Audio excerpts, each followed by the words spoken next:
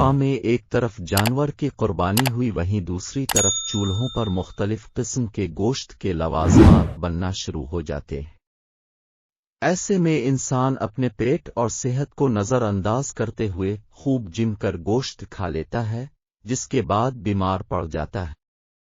اسی لیے ماہرین مشورہ دیتے ہیں کہ صحت سے متعلق پیچیدہ مسائل سے بچنے کے لیے قربانی کے گوشت کا متوازن استعمال شہریوں کے لیے حد سے زیادہ ضروری ہے۔ اور صحت سے متعلق مسائل میں خوراک سے پیدا ہونے والی بیماری فنکشنل بوویل ڈیزیز FBD بھی شامل ہے۔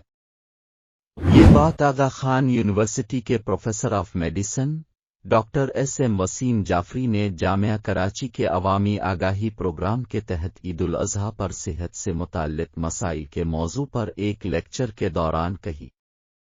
پروفیسر نے بتایا کہ کچا پکا آلودہ گوشت کھانے سے فنکشنل بوویل ڈیزیز FBD کا خطرہ بڑھ جاتا ہے، اور ڈائریا، قے کا ہونا، پیٹ درد، متلی، بخار، تھکاوٹ، کمر جوڑوں کا درد FBD بیماری کی علامات ہیں۔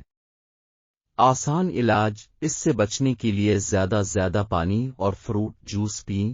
کم مسالے اور چکنائی والی غذاؤں کا استعمال کریں، کھانے میں لیموں شامل کریں اور کھانے کے بعد سونف کھائیں۔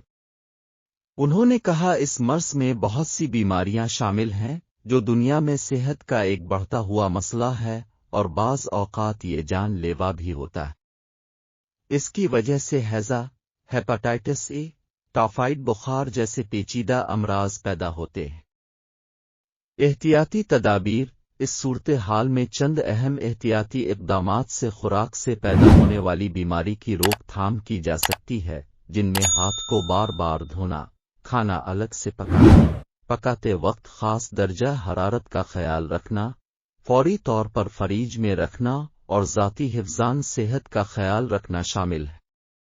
اور جو سب سے ضروری ہدایت جو انہوں نے شہریوں کو دی ہے وہ یہ ہے کہ عید الاضحیٰ کے موقع پر ضرورت سے زیادہ گوشت نہ کھائیں، چکنائی کا استعمال کم کریں اور متوازن غذا کا استعمال کریں تاکہ صحت سے متعلق متعدد امراض سے بچ کر عید اور عید کے بعد کا وقت پرسکون گزارا جا سکے۔